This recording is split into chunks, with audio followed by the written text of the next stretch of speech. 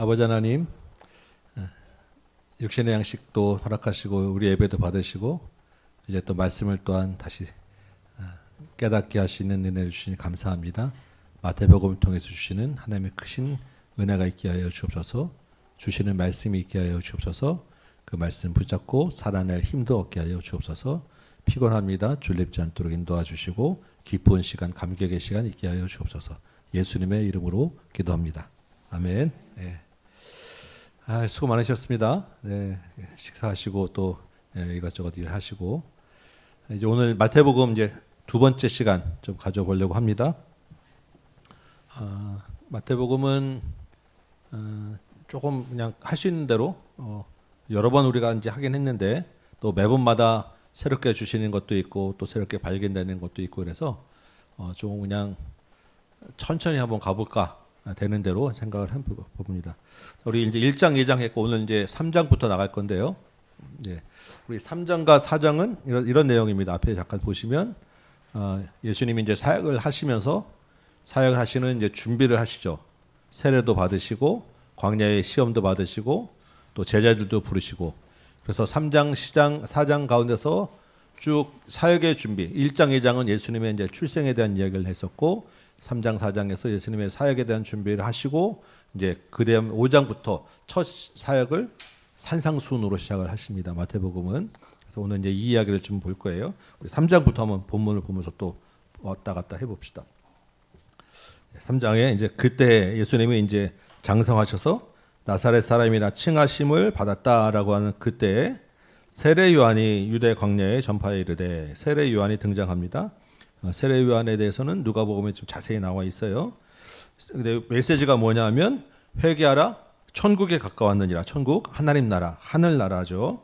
그래서 그 이사야를 통해서 하신 말씀이 이제 광야에 외치는 자의 소리가 있어 이르되 너희는 주의 길을 준비하라 그가 오시기를 곧게 하라 하였는데 그 주님이 오실 때가 되었다라고 이제 이야기하는데 이 세례 요한이 낙타토로 있고 허리에 가죽들 띠고 음식은 메뚜기와 석청을 먹었다라고 기록하고 있습니다. 그래서 이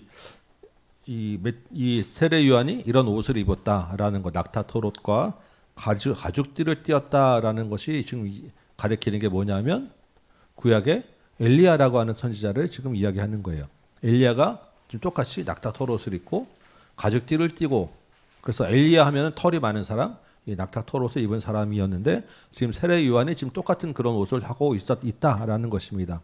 그 왜 세례 요한하고 엘리야하고 연결시키냐라고 하면 우리 말라기서 제일 마지막에 보면 기억이 나시죠? 마지막 때 이제 아버지의 마음을 아비에게로 자녀에게로 자녀의 마음을 아비에게로 돌이키게 할 때가 있는데 그때 엘리야를 먼저 보내줄 거야라는 게 말라기의 마지막 말씀이었어요.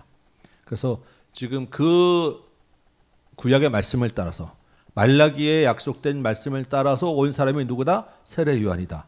그럼 이제 세례 요한이 왔다라는 것은 이제 곧 메시아가 올 때가 되었다라는 이야기를 하는 거예요.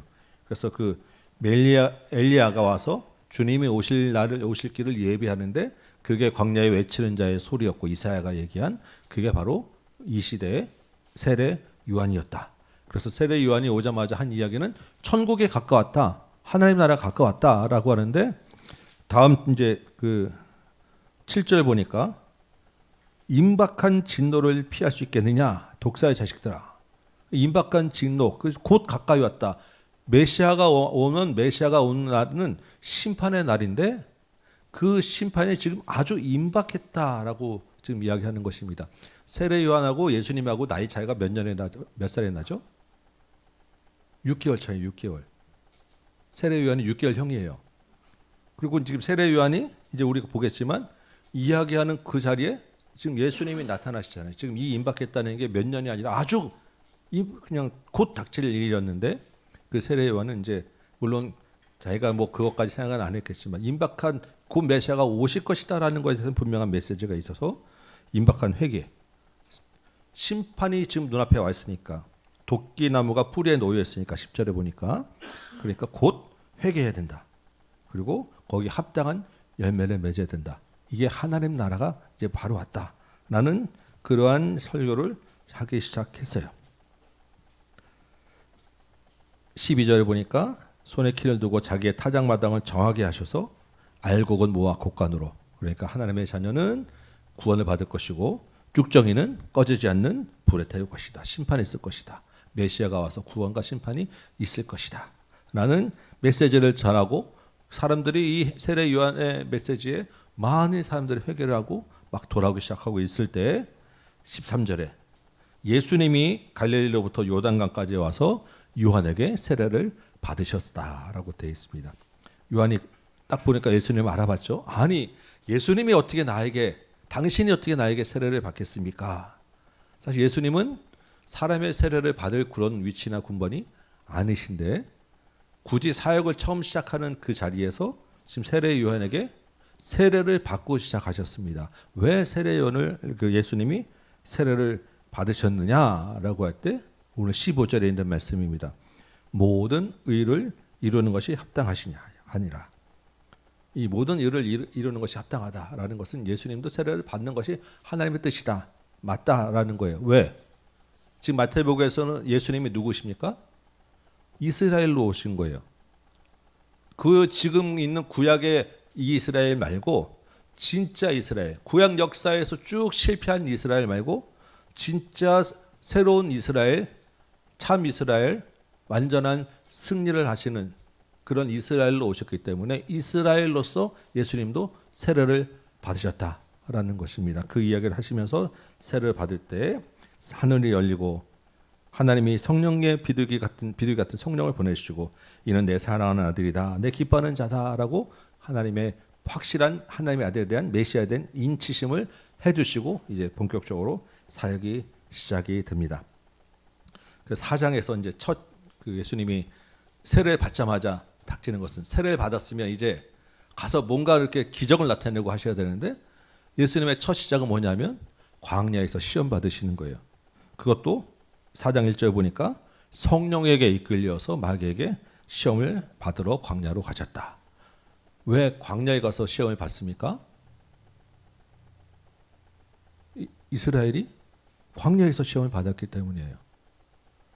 그 이스라엘 광야에서 시험에서는 실패했어요. 그럼 예수님은 어떻게 되겠습니까?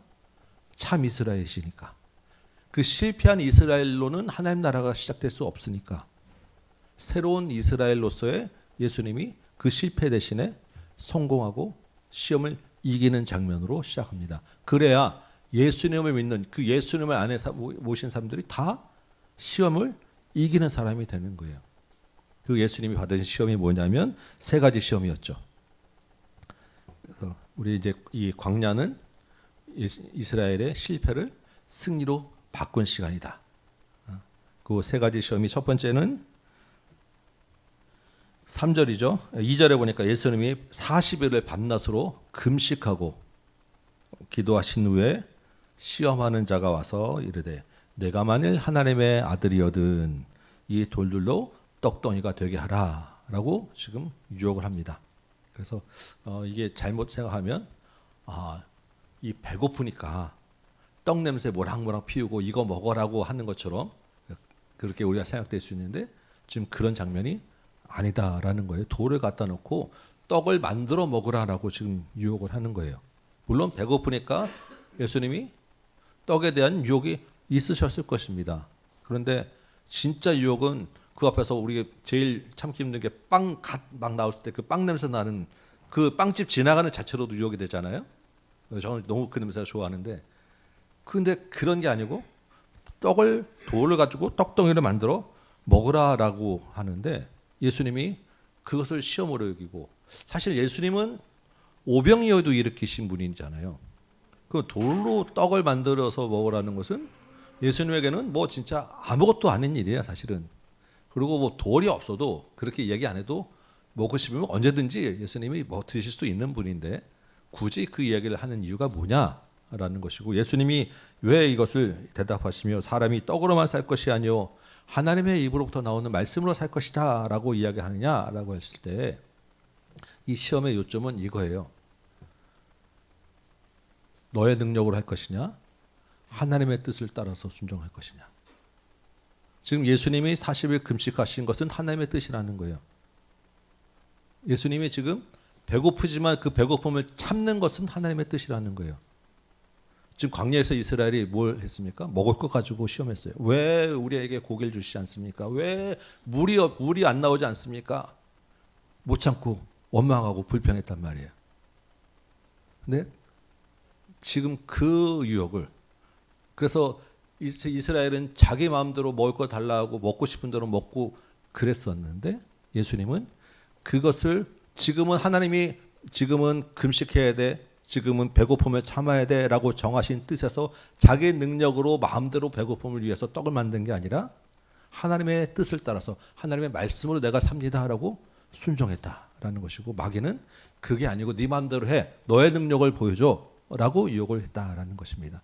그래서 이 육체적인 굶주림도 하나님의 뜻 가운데서 순종하는 것이고, 그 떡의 공급자는 하나님이다라는 것을 인정함으로 시험을 이기셨다라는 게 첫 번째 시험의 요지예요. 두 번째 시험이 뭐였습니까? 5절이죠.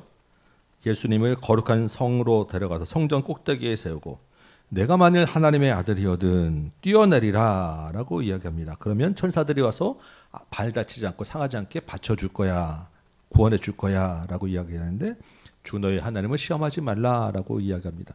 야, 이건 또 무슨 시험이겠느냐라고 할 때 이런 거예요. 걱정하지 마. 하나님의 아들은 다 천사가 지키도록 구약의 말씀에 시편에 이렇게 기록되어 있잖아. 그러니까 뛰어내려. 여러분, 성전 꼭대기에서 뛰어내렸는데 안 다쳤다 그러면 뉴스에 톱 뉴스로 딱 나가겠죠. 성전 꼭대기에 올라가서 막 서서 나 뛰어내려 그러면 밑에 사람들이, 성전에 엄청 많을 거 아니에요. 그러면 다 보고 있겠죠. 근데 딱 뛰어내렸는데 천사가 와서 딱 받쳐가 쫙 이렇게 낙하산는 것처럼 쫙 내려오면 우와 대단하다라고 하지 않겠습니까? 하나님은 그렇게 자기 이름으로 자기의 하나님을 시험해서 되는 그런 하나님의 백성이 아니다라는 거예요. 진정한 아들은 하나님의 순종으로 나오는 거야라고 역시 말씀하시는 것입니다. 그랬으니까 주 너희 하나님을 시험하지 말라. 이건 신명기, 아까는 신명기 8장 3절의 말씀, 신명기 6장 16절 말씀. 세 번째 시험은 뭐였습니까? 마귀가 높은 산으로 예수님을 데려가서 천하 만국과 영광을 보여주고 내게 엎드려 경배하면 이 모든 것을 내게 줄 거야 라고 이야기하는데, 예수님이 사탄아 물러가라 기록되었을 때 주 너희 하나님께 경배하고 다만 그를 섬기라 하였느니라 라고 이야기하십니다. 자, 세 번째 시험의 요지는 뭐냐면 이거예요. 지금 천하 만국을 얻는 것, 예수님은 이 땅에 뭐로 오셨습니까? 지극히 낮은 자로 오셨지만 사실은 왕으로 오셨습니다. 이 땅에 모든 권세를 다 예수님에게, 하나님이 예수님에게 주시는 거예요. 그런데 그 예수님이 천하 만국을 얻는 방법이 뭐였냐면 십자가를 통해서 얻는 거예요. 고난과 죽음을 통해서 얻는 게 십자가 천하 만국입니다. 그런데 지금 사탄이 뭐라고 했어요? 나에게 절하면 이거 다 내게 줄게. 십자가 안 져도 돼. 고난 없어도 돼. 죽지 않아도 돼. 라고 욕을 한 것입니다. 그럼 예수님 입장에서는 굉장히 달콤한 유혹이 될 수 있어요. 예수님도 그 십자가 고난이 얼마나 고통스러운지 잘 아셨는데, 그거 없어도 천하만 거 줄 거야. 지금 하나님이 이 땅에 지금 사단이 다스리도록 잠시 허용을 하셨잖아요. 물론 하나님 진정한 왕이긴 하지만 세상에서 사단이 자기 왕노릇 하는 것을 잠시 허용한 이 시대에 사단이 그거 다 너에게 줄 거라고 하는 것은 예수님 입장에서는 달콤한 유혹일 수 있는데, 그것은 하나님 뜻이 아니었다라는 거예요. 그렇게 되면 대속이라는 이 인류 구원이라는 하나님의 뜻을 이룰 수 없기 때문에 예수님은 십자가와 고난을 기꺼이 받는 순종을 하셨다라는 것입니다. 그러니까 십계명의 첫 번째 계명, 나 외에 다른 신을 섬기지 말라고 하는 그 이스라엘 실패를 딛고 하나님 예수님은 그것을 시험을 물리치셨다.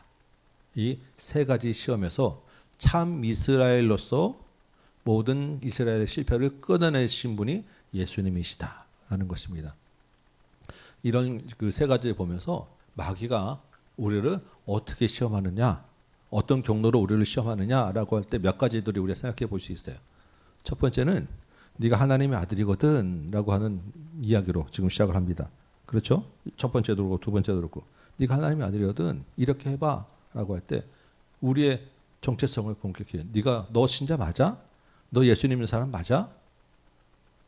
내가 정말 예수님이 믿는다고 하면서 믿으면 다 된다며. 믿으면 믿기만 하면 된다며. 그럼 마음대로 하고 네 뜻대로 살고 와서 그냥 믿는다고 한번 기도하면 되지. 마음대로 놀고 하다가 그냥 한번 회개하면 되지. 이러한 공격, 우리의 믿음이라고 하는 것에 대한 공격, 네가 하나님의 아들이 맞냐라고 하는 그러한 공격, 이 우리에게 오는 여러 가지 시험의 요소들이에요. 또 뭐가 옵니까?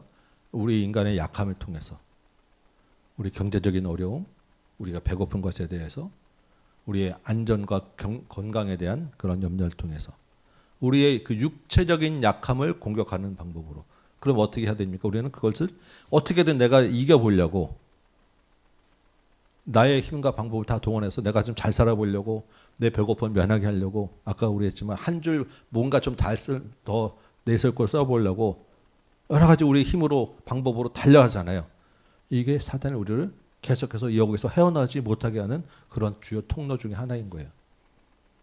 또 하나는 뭐가 있냐면 그 가운데서 우리가 좀 약삭빠르고 빠른 길, 쉬운 길로 가고 싶어하는, 그래서 잠깐 타협하고 하고 이 정도까지는 괜찮아. 그래도 이 정도 하면 그 대신에 이만한 걸 얻을 수 있잖아. 라는 그런 앞에 쉬운 길을 우리에게 자꾸 보여줘요. 이렇게 합시다. 이렇게 합시다. 괜찮아. 그래서 저 사람 봐. 저 사람도 저렇게 하니까 저렇게 되잖아. 저 사람도 교회 다니는 사람인데 저렇게 살잖아. 라는 그러한 유혹에 우리 눈에 보이는 것들을 자꾸 나타내 주는 거예요. 이 정도까지는 그래도 괜찮지 않겠는가. 또 하나는 지금 사단을 유혹할 때 사단이 하나님의 말씀에 근거한 것들을 봐봐. 시편에 91편에 기록되어 있잖아. 하나님의 아들은 뛰어내리면 천사가 받쳐준대. 이게 뭐예요? 우리가 갖고 있는 성경적인 지식, 우리가 생각하고 있는 이성과 합리성, 우리가 이 안에 종교성들을 가지고 말씀을 꼬아서 말씀을 내 편에 맞도록 갖다 쓰도록, 내게 유일한 쪽을 갖다 쓰도록 갖다 붙이는 거예요. 그래서 우리를 자꾸 시험하고 우리를 실패하게 하도록, 예수님에서 멀어지도록 유혹합니다.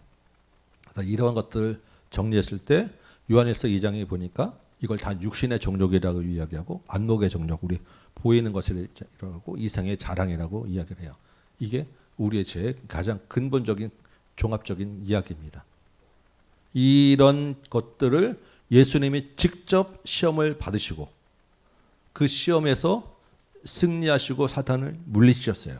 그래서 히브리서에 예수님은 우리의 약함을 아시고 직접 그 모든 시험을 받으신 분이다라고 이야기하는 게, 십자가 고통도 있지만 실제로 배도 고파 보셨고 실제로 그 높은 곳에서 뛰어내리는 유혹도 받으셨고 어려움도 다 겪어서 우리 안에 있는 이런 욕심들이 있다는 걸 아신다라는 이야기입니다.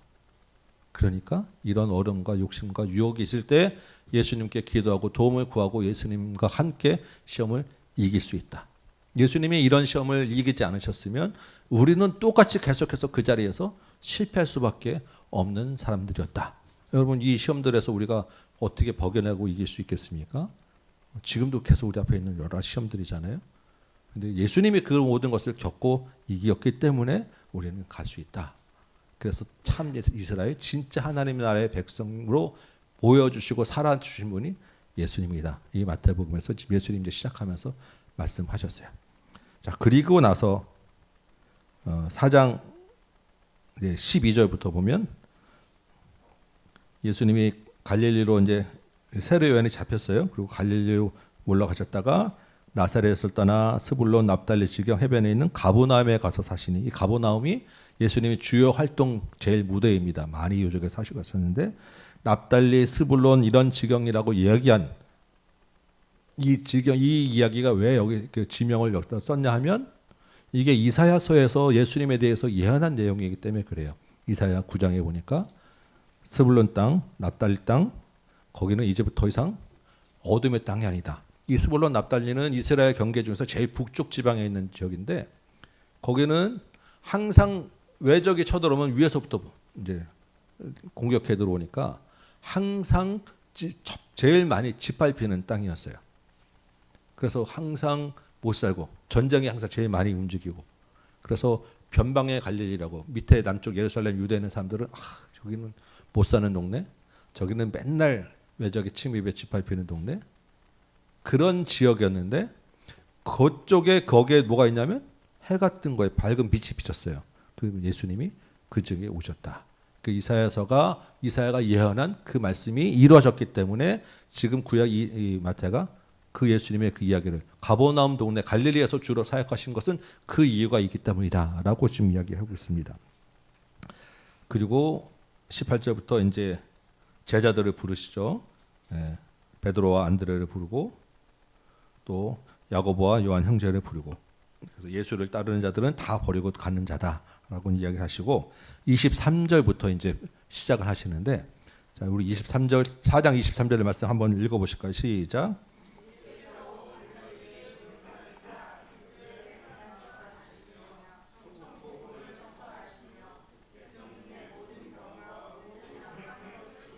네. 자, 예수님의 사역이 크게 두 가지라 그랬습니다. 뭐라고 그랬죠? 가르치시고 고치시니. 그 가르치시고 고치셨는데 그 가르치시고 고치신 그 행위의 그 내용의 가장 중심이 뭐냐면 천국이라는 거예요. 이게 4장 23절 예수님이 시작하는 첫 구절이 지금 됐습니다. 자, 9장 35절 볼까요? 지금 한 단락이 이제 9장으로 갑니다. 4장 이제 5장부터 시작해서 9장까지가 큰 한 단락인데 9장 35절 말씀 볼까요? 4장 23절에 손가락 딱 껴놓고 9장 35절 말씀 봅니다. 함께 읽어볼까요? 시작.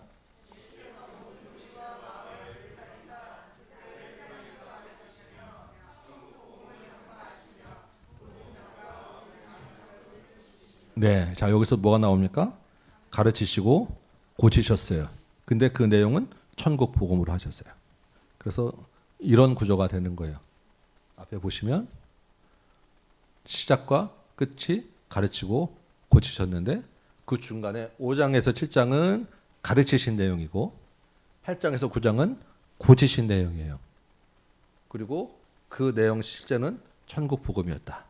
예수 이 마태복음 계속 총 구조 때 가르치고 고치고 가르치고 고치고 이렇게 크게 5단락으로 되어 있다고 말씀드렸어요. 그 첫 번째 큰 단락은 이렇게 가르치고 고치셨는데 천국 복음으로 5장 7장은 가르치신 이야기, 뒤에는 고치시는 이야기. 이렇게 지금 이야기가 돼 있더라.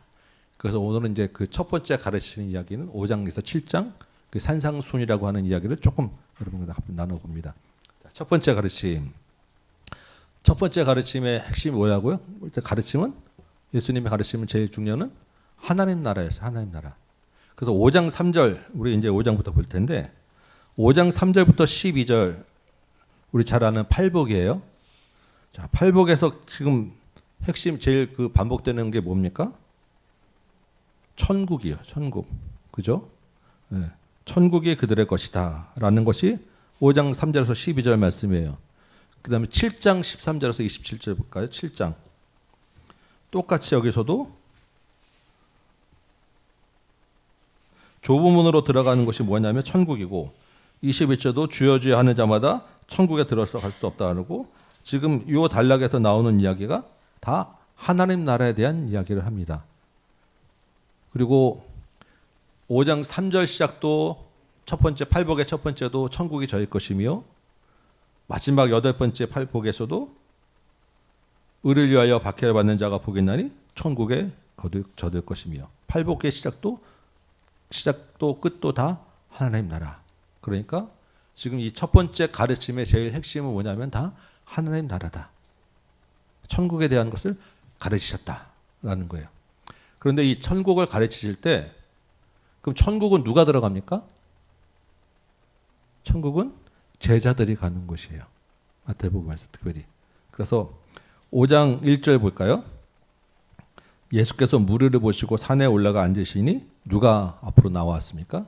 제자들이 나왔어요. 무리들이 있지만 그 무리들 가운데서 제자들이 앞에 나오고 제자들을 앉혀놓고 예수님이 말씀하신 거예요. 그러니까 이 5장에서 7장에 특별히 산상수훈에 대한 그 대상이 누구냐면 제자들이라는 것입니다. 제자들이 어떻게 살라고요? 하나님의 백성으로 천국에서 어떻게 살 것인지, 하나님 나라를 어떻게 살 것인지를 말씀하신 게 5장 7절이에요. 5장 7장. 그런데 특별히 이 팔복, 그 중에서도 이제 제일 핵심이 팔복이라고 우리가 얘기하잖아요. 팔복을 보면 첫 번째 복하고 여덟 번째 보면 천국이 그들의 것이며 천국이 그들의 것임이라라고 하는 것은 이게 지금 언제 이어지는 것입니까? 것입니다라는 것은 지금 현재.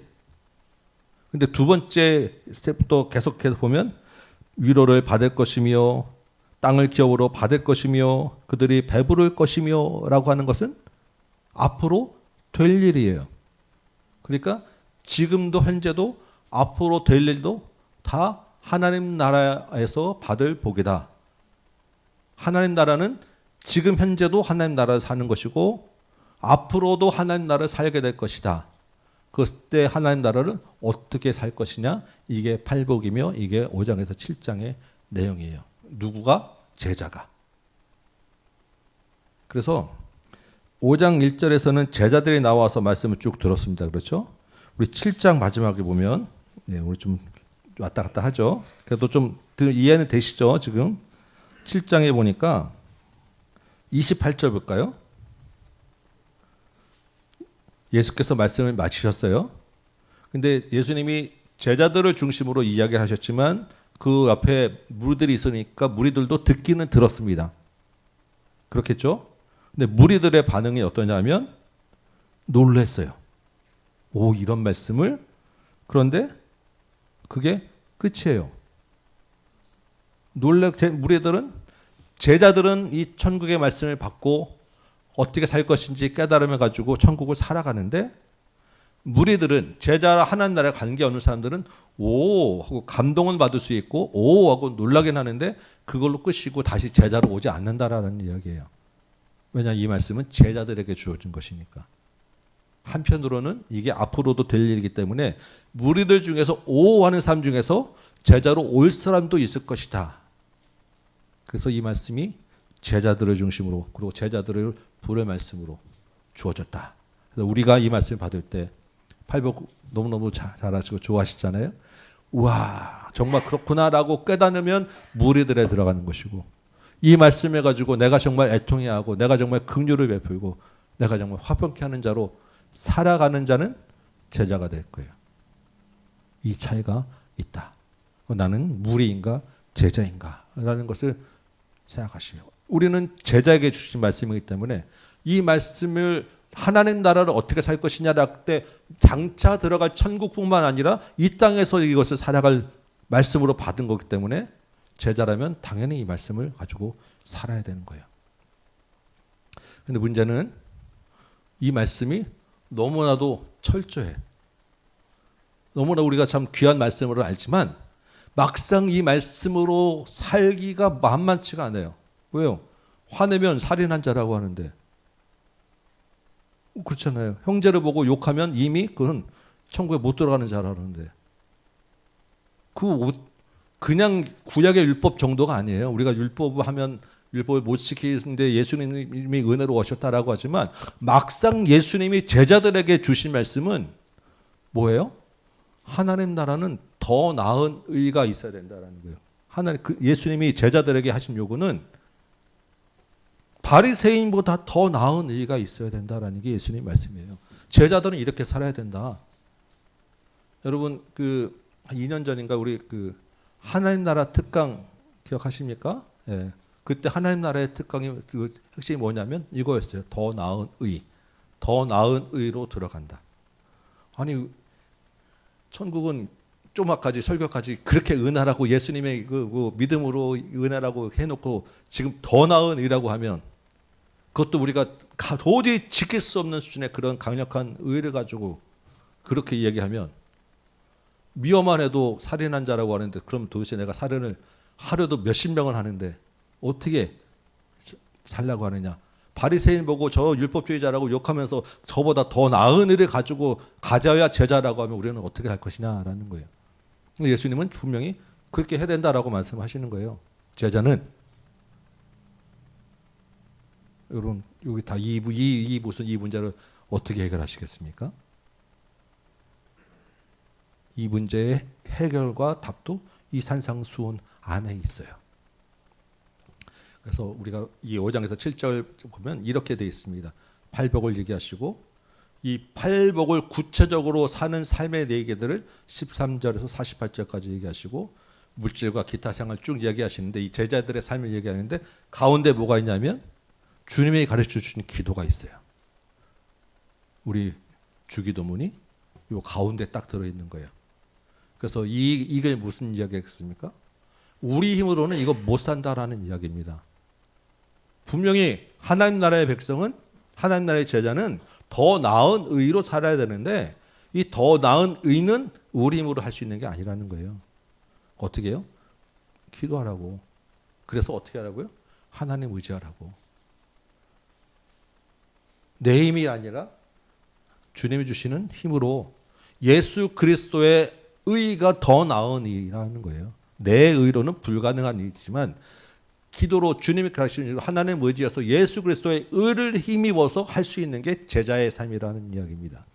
그래서 이렇게 기도로 주님을 의지하고 예수 그리스도의 의를 덧내는 사람은 제자들로서 천국이라는 복을 받을 것이고 예수님과 관계없이 놀라기만 한 사람들은 무리들로 끝날 것이다 라는 이야기예요. 이해되시죠? 네. 분명합니다. 천국은 믿음으로 가지만 그 믿음으로 가는 자에게는 반드시 더 나은 의가 있어야 돼요. 그 더 나은 의라는 것은 우리 힘으로 할 수 있는 게 아니에요. 예수 그리스도의 의만 있습니다. 그래서 이게 복음이고 복인 거예요. 우리 팔복 한번 좀 봅시다. 5장 2절 입을 열어 가르쳐 이르시되 5장 3절이죠. 심령이 가난한 자는 복이 있나니 천국이 그들의 것이며. 자, 여기 지금 복이라고 하는 단어가 나왔어요. 복이 지금 8가지 팔복이죠. 그래서 이 복이 뭐냐라고 할 때 여러분 복이 뭐겠습니까? 지금 여기에 나오는 이 복이라고 하는 단어의 의미가 뭐냐면 재수 되게 좋네. 오늘 왜 이렇게 운이 좋아? 라고 할 때 그 재수 좋다, 운 좋다. 그래서 오늘 완전 땡 잡았네? 라고 하는 그게 이 복이에요.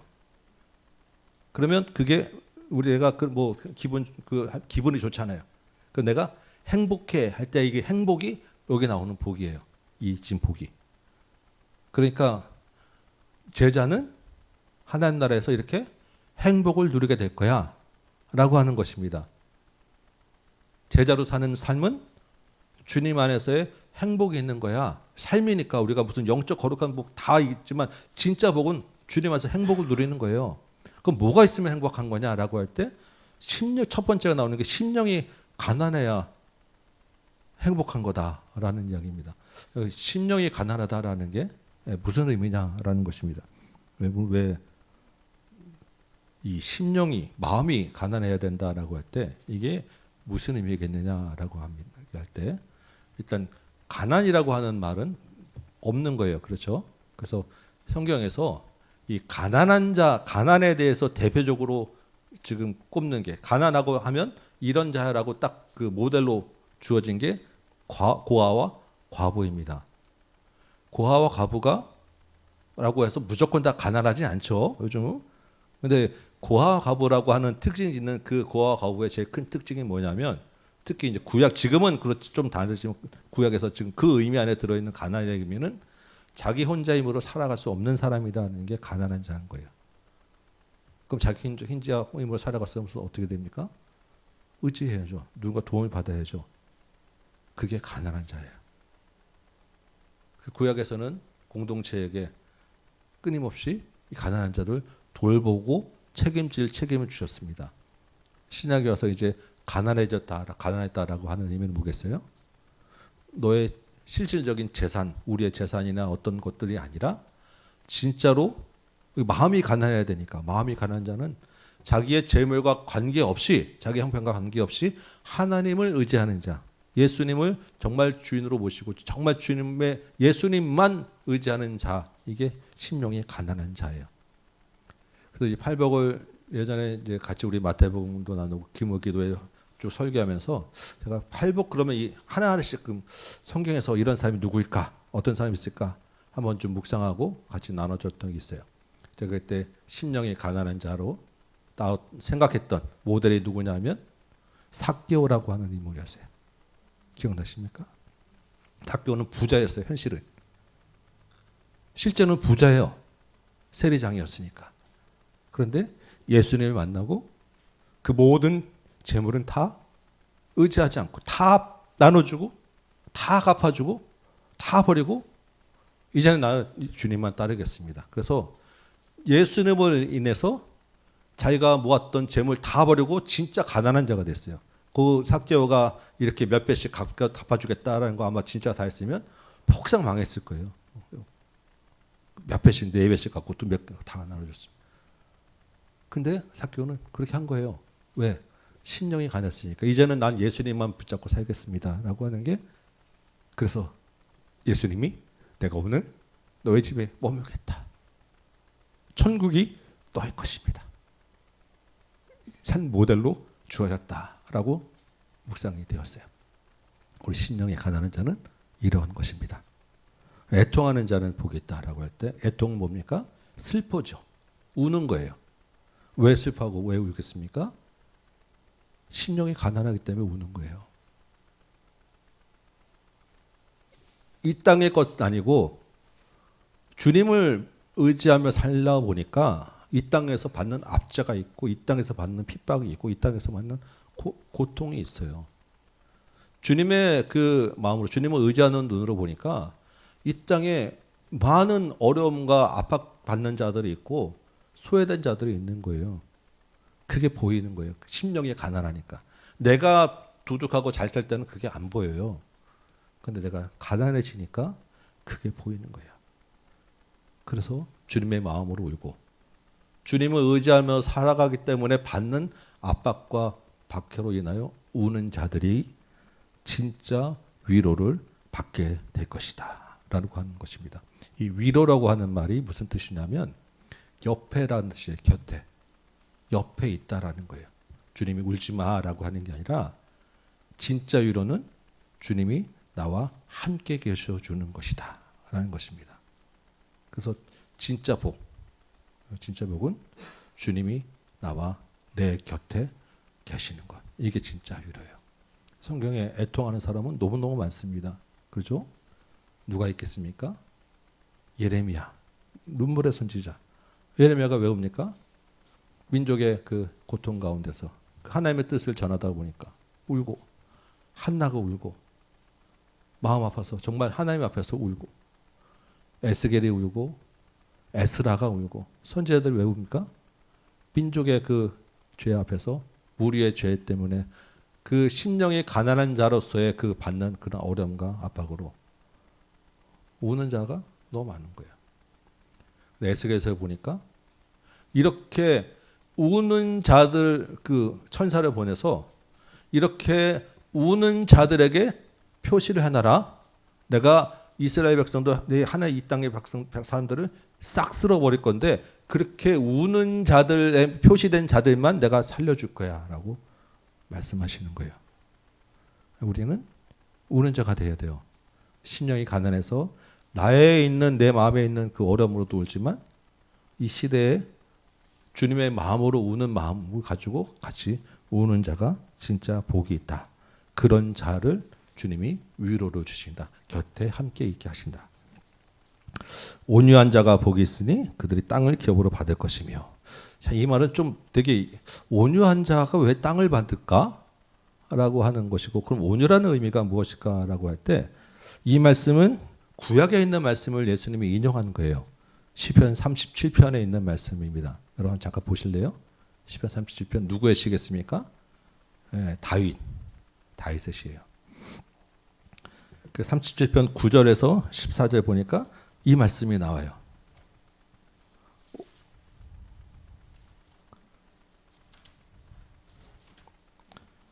그래서 우리가 온유라고 하면 좀 부드러운 사람, 뭐 좀 착한 사람 이렇게 생각할 수 있지만 뭐 그런 의미도 있겠지만 실제로는 그거보다는 조금 더 큰 의미로 이 이 온유라고 하는 헬라어의 뜻의 그 원래 말 뜻은 이 야생동물이 길들여지는 게 온유라고 하는 거예요.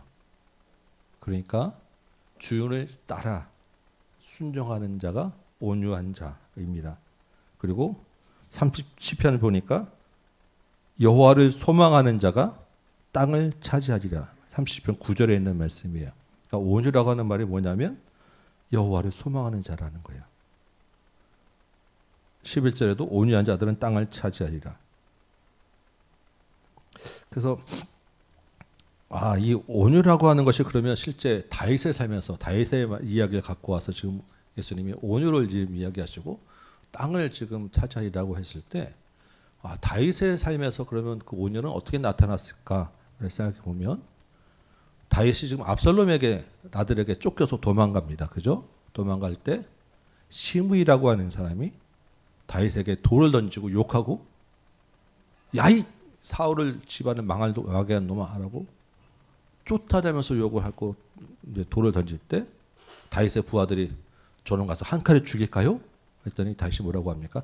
놔둬라. 그것도 하나님이 나에게 하시는 일이야. 하나님이 나에게 들으라고 하는 이야기야. 그래서 하나님이 나를 다시 회복시키게 되시면 그때 하나님이 하게 하실 거야. 라고 하는 거예요. 그 하나님에게 모든 그 처벌, 하나님께 모든 것을 다 맡겨드렸어요. 그때 어떻게 됐습니까? 다시 잃었던 나라를 다시 찾게 하셨어요. 그래서 온유한 자가 땅을 차지하게 되는 거예요. 하나님 나라를 소망하는 자에게. 그래서 하나님께 모든 처분에 대한 권한을 맡겨드리는 자가 하나님 나라를 얻게 될 것이다. 이게 온유한 자의 모델이에요. 그래서 그냥 부드럽고 참고 이게 아니라 하나님의 뜻을 따라서 길들여지는 자가 하나님 나라를 얻게 될 것이다. 의에 줄이고 목마른 자. 하나님 나라의 그 하나님의 의를 기대하고 갈망하는 자라는 거예요. 줄이고 목마르다는 목마르면 먹고 싶잖아요. 목마르고. 그래서 갈망하고 고대하는 자. 이런 사람이 배부르게 될 것이다. 하나님 우리의 삶 가운데서 하나님의 뜻이 이루어지기를 기대하는 사람. 하나님의 뜻이 이루어질 것을 바라고 그 뜻대로 사는 사람. 어떤 우리 예가 생각나겠습니까? 이거는 뭐 가장 확실한 그 대표적인 모델이 있어요. 예수님의 십자가입니다. 이거보다 더 확실한 그죠? 하나님의 뜻을 따라서 하나님의 의가 이루어지기 위해서 겟세마네에서 그렇게 기도하시면서까지도 순종하신 분. 그 예수님이 나누어지는 떡으로 배부르게 됐어요. 이게 의에 줄이고 목마른 자. 긍휼히 여기는 자는 복이 있나니 그들이 긍휼히 여김을 받을 것이며. 또 마찬가지 아니겠습니까? 하나님이 불쌍히 여겨주시는 그 불쌍함으로 하나님이 의롭게 해주시고 하나님이 은혜를 베푸시는 것이 우리의 진짜 긍휼이고 받을 복입니다. 그래서 이 긍휼을 여김을 할 때 제가 생각했던 그 구약의 한 사건이 있었는데 삼손이라고 하는 사람이 이 이야기를 했었습니다. 삼손이 나귀 턱뼈 하나 가지고 1000명을 때려잡은 일이 있었어요. 그래서 진짜 놀라운 일 아닙니까? 그래서 1000명을 다 때려잡고 그 다음에 그 턱뼈 하나를 툭 던지면서 야, 나 삼손이야. 내가 이 1000명 이걸로 때려잡았어. 라고 야, 여기 이름을 라맛 레히라고 할 거야. 내가 1000명 나귀 턱뼈라고 하는 말로 딱 이렇게 멋있게 한번 폼을 딱 잡았는데 그러고 나니까 목이 마른 거예요. 그래서 주변에 보니까 물 나올 데가 아무도 없어. 그 방금 나 삼손이야 1000명 때려잡았다라고 했는데 목말라 죽게 생겨가지고 하나님 나 정말 죽게 생겼습니다. 라고 하는데 하나님이 우리 같으면 그래 한번 된통 해봐라라고 그렇다 정말 참 꽃이다라고 할 그런 장면에서 하나님이 거기서 움푹 패인 것 하나 쳐가지고 물을 나오게 하신 거예요. 그래서 그곳 이름을 에나코레라고 지어주셨어요. 하나님이 그곳에 샘을 내주셨다라는 거예요. 그래서 이게 참 우리가 생각할 수 있는 긍휼이 아니구나. 하나님의 긍휼이라고 하는 것은 우리의 어떤 대가로 주어지는 긍휼이 아니구나. 어떤 행위에 따라서 주어지는 긍휼이 아니구나. 하나님의 그 긍휼이라고 하는 그 범위를 얼마나 우리가 크게 생각하고 이해해야 될지, 하나님의 그 은혜가 무엇인지라는 것을 그 정말로 생각해가는 장면이 바로 그 삼손의 장면이 아니었는가라는 그런 나눔을 했었습니다. 참 우리 나름대로의 내가 가진 범위 내에서 긍휼을 조금 주고 베풀고 하는 것으로 하셨지만, 하나님의 긍휼은 그런 차원이 아니다라는 것이고, 그럼 제자의 긍휼은 어떠한 것이냐라고 할 때 마찬가지인 거예요. 어떤 조건이나 자격이나 나에게 어떤 이익을 바라보면서 계산하고 나눠주는 것이 아니에요. 그렇게 긍휼 받았으면 우리는 십자가 은혜를 받을 조건이 안 될 거예요. 8절에 보니까 이번엔 마음이 청결한 자가 복이 있나니 그들은 하나님을 보리라 라고 되어 있습니다. 이 8절 말씀도 시편에 있는 말씀이에요. 시편 24편 한번 볼까요? 시편 24편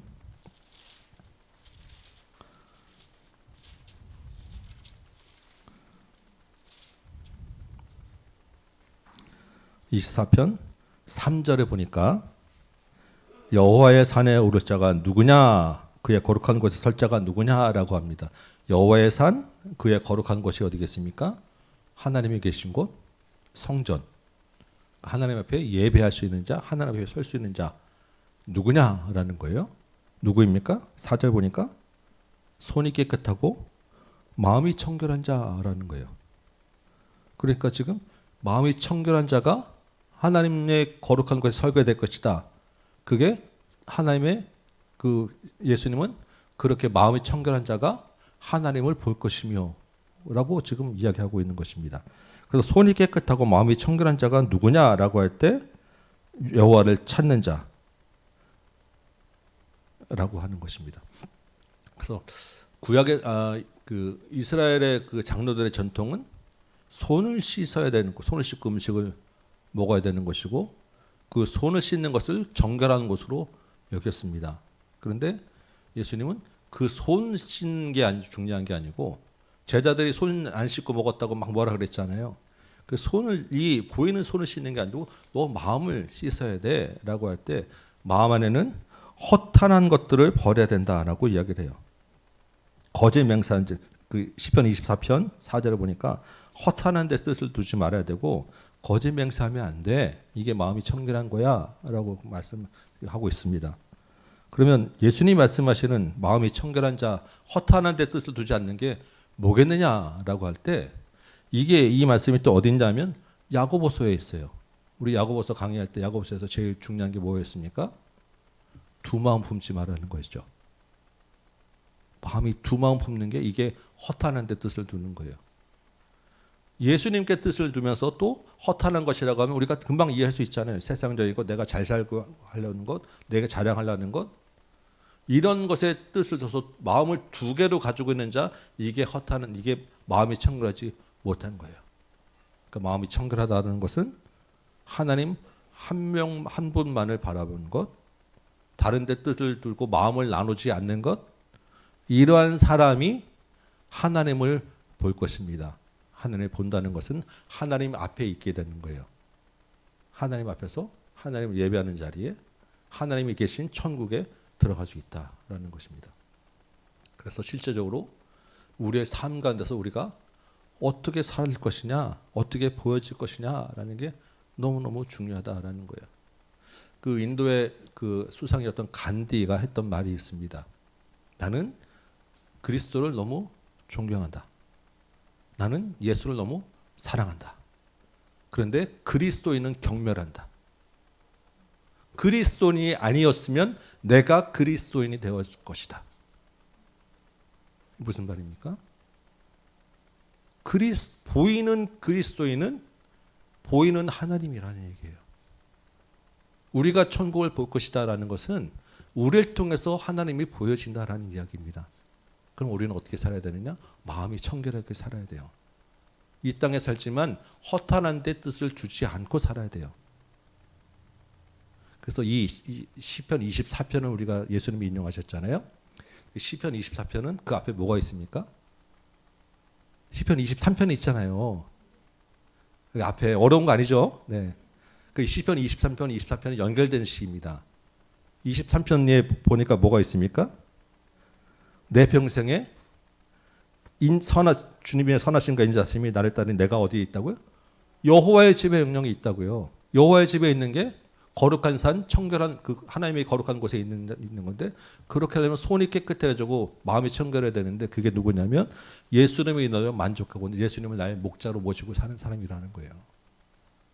그 주님이 나에게 허락하는 곳을 푸른 초장으로 알고 사는 사람이라는 거예요. 이 뜻을 다른 데 두지 않고 두 마음 품지 않는 자, 이게 마음이 청결한 자입니다. 예, 어디 몇 번째까지 있죠? 그 다음에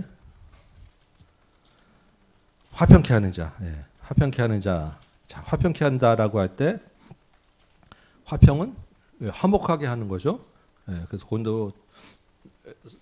고린도후서에서도 이 화목하게 하는 제물 우리 삼으셨다. 그리고 예수님이 오시면 화평케 하는 자, 화목하게 하셨다라고 이야기할 때 이 화평의 그 범위와 의미가 어디까지 갈 것이냐라는 것입니다. 우리는 예수님은 원수도 사랑하라고 하셨죠. 7번씩 70번까지 용서하라고 하셨고. 그래서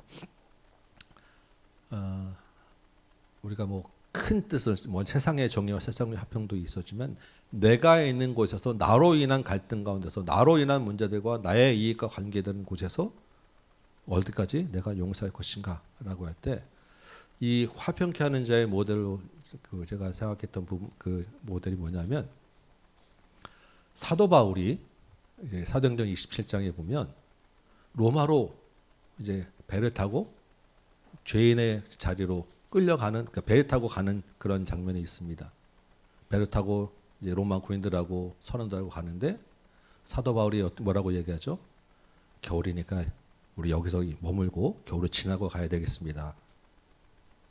근데 지금 이 선원들은 좀 더 넓은 데 가서 편하게 쉬고 싶으니까 저기까지는 그래도 갑시다 라고 하고, 군인들이 또 그 말 따라서 움직이는데 바다로 나갔다가 유라굴로 광풍이 불고 막 다 죽게 생기잖아요. 그래서 막 열흘 동안 밤낮으로 아무것도 못 먹고 그냥 깜깜한 데서 정말 죽기 살기로 짐 다 버리고 그렇게 살고 그냥 간신히 고생하고, 그 가운데서 막 그 바울을 죽이려고 하는 일도 있고, 그러한 그 어려운 그 고생과 갈등과 힘든 상황들 속에서 하나님이 밤에 사울에게 나타나셔서 이제 걱정하지 마라. 이제 다 됐다. 이제 육체 곧 달 거야. 그러니까 안심하고 안심시켜라 라고 이야기합니다. 사도 바울이 선원들 모아놓고 이제 다 됐다. 이제 음식 나눠주고 배고프니까 이거 먹어야 돼. 곧 육체 달 거니까. 이렇게 위로하고 나눠주는 모습들을 보게 돼요. 바울 입장에서는 열받죠. 이게 내 말 안 듣고 지금 이 사람들이 말이야 라고, 얼마나 지금 사실 그렇지 않겠습니까? 생고생 다 하고 거기다가 막 자기 죽이려고 하고. 근데 하나님의 그 말씀과 하나님의 은혜를 입고 그 선원들과 그 군인들과 화평케 하는 거예요. 그냥 사이좋게가 아니라 그들의 마음의 불안한 마음을 안심시켜 주는 거예요. 평안을 찾게 해주는 거예요. 우리가 가는 곳에서 하나님이 주시는 평안과 위로로 그것을 화평케 하고 평안케 하는 자, 이게 화평케 하는 자라는 거예요. 마음은 내가 정말 분노와 짜증이 일어날 수 있고, 따지고 보면 그럴 수 없는 위치인데, 내가 그 주님의 화평케 하는 은혜를 입었기 때문에 그곳에서 화평을 심는 자가 화평케 하는 자다. 그런 사람을 하나님의 아들이라고. 그래서 그곳에 바울에 같이 탔던 사람들이 바울을 하나님의 사람으로 다 인정하게 되더라. 그러한 삶을 사는 자들을 세상에서 제자로 인정하게 되더라 라는 것입니다. 의를 위하여 박해를 받은 자는 복이 있나니 천국이 저의 것이며, 이거는 하나님의 뜻을 따라서 박해받은 자는 한두 명이 아니죠. 특별히 초대교회 많은 성도들, 로마의 박해 가운데 죽어갔던 성도들, 우리가 생각해 볼 수 있겠습니다. 이러한 복을 받는 것이 진짜 행복이다 라는 것이고, 이러한 복을 받는 삶이 제자들의 삶인데 그것이 이 땅에서의 삶이고 앞으로 살게 될 우리의 삶이고, 남은 인생 가운데서 이렇게 살아야 되고 천국에서도 이렇게 살아야 될 거야 라고 하는 것이 팔복이에요. 예수님의 말씀이고 제자에게 주신 그 핵심 삶의 원리고 윤리입니다. 그래서 기뻐하고 즐거워하라. 너희의 상이, 하늘에서의 보상이 클 것이다. 너희 전에 있던 선지자들도 똑같이 이러한 삶을 살았다. 우리의 믿음의 선배들도 다 이런 삶을 살고 가셨다. 초대교회, 우리나라 복음의 초기에 많은 선배들이 다 이렇게 살고 가셨다. 우리도 이렇게 갈 것이고, 우리의 삶을 따라서 우리 후배들, 자녀들도 이렇게 살다 올 것이다 라는 말씀이에요. 오늘 7장까지 한번 다 해보려고 했는데 도저히 안 되겠어요. 다음 주에 우리 7장 뒤에 말씀들을 좀 더 연구해 보도록 하겠습니다. 오늘 기도하고 마치도록 하겠습니다.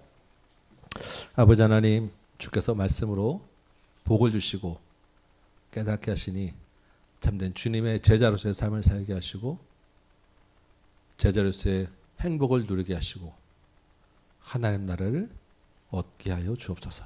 예수님의 이름으로 기도합니다. 아멘. 수고하셨습니다.